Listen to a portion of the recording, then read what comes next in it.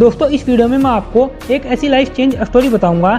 शायद आपने इस स्टोरी को पहले सुना हो। एक बार एक लड़की ने एक एंट्रेंस एग्जामिनेशन को क्रैक करने की पूरी कोशिश की, बहुत मेहनत की, लेकिन उसके बाद भी वो उस एग्जामिनेशन को क्रैक नहीं कर पाई, जिसकी वजह से वह पूरी तरह से अंदर से टूट गई, बहुत परेशान रहने लगी, दुखी रहने लग गई।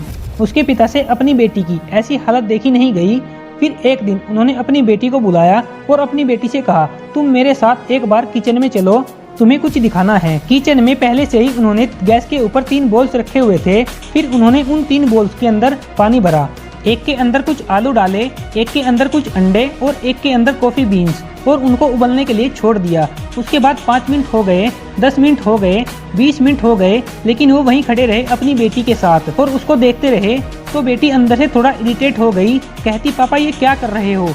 तो उसके पिता ने कहा सिर्फ 1 मिनट और रुको। फिर उसके बाद उन्होंने एक एक करके सभी गैस स्टोव को बंद कर दिया और जो पहला वाला बोल था उसमें से आलू निकाले और एक प्लेट में रख दिए। दूसरे बोल में वो अंडे निकाले और एक प्लेट में रख दिए और तीसरे बोल में वो जो कॉफी थी उसे छानकर एक कप में डाल दिया और वो सब वहीं सामने स्लैब पर रख दिया। और अपनी बेटी से पूछा तुम्हें क्या दिख रहा है। तो उनकी बेटी को थोड़ा गुस्सा आ गया और उसने कहा इसमें देखना क्या है, एक में आलू है, एक में अंडे हैं और एक में कॉफी है। फिर उसके पिता ने अपनी बेटी से कहा कि तुमने ध्यान से देखा कि क्या हुआ। यहाँ पर ये तीनों बिल्कुल एक ही सिचुएशन में गए, लेकिन तीनों ने अलग अलग तरीके से रिस्पॉन्ड किया। तो पहला यानी कि आलू, जब हमने उसे गर्म पानी में डाला था उससे पहले वो बहुत हार्ड थे यानी कि स्ट्रॉन्ग थे, लेकिन गर्म पानी में जाने के बाद वो अंदर से पूरी तरह सॉफ्ट हो गए यानी कि कमजोर पड़ गए।